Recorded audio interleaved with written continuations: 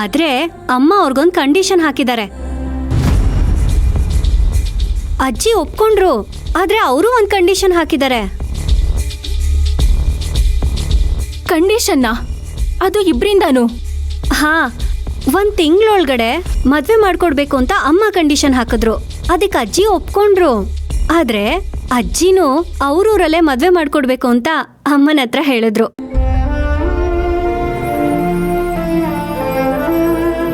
ಇಷ್ಟೇನಾ?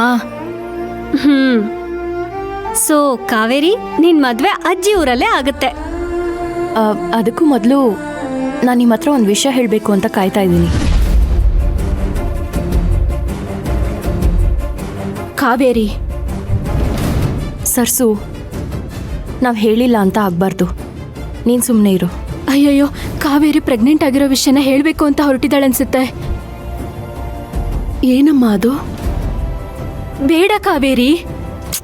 ಸರ್ಸು ಸುಮ್ಮನೆ ಇರು ಅಂದೆ ತಾನೆ.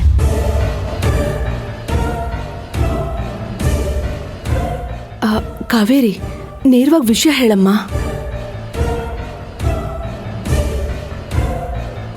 ಅಮ್ಮ,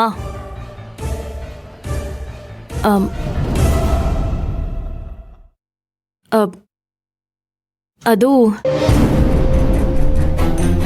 ಅದು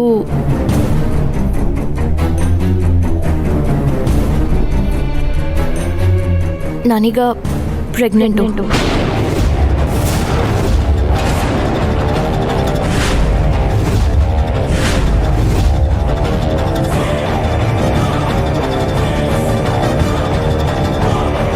ಕಾವೇರಿ, ಅಯ್ಯೋ ದೇವ್ರೆ, ಕಾವೇರಿ ಏನ್ ಹೇಳ್ತಿದ್ಯಾ ನೀನು?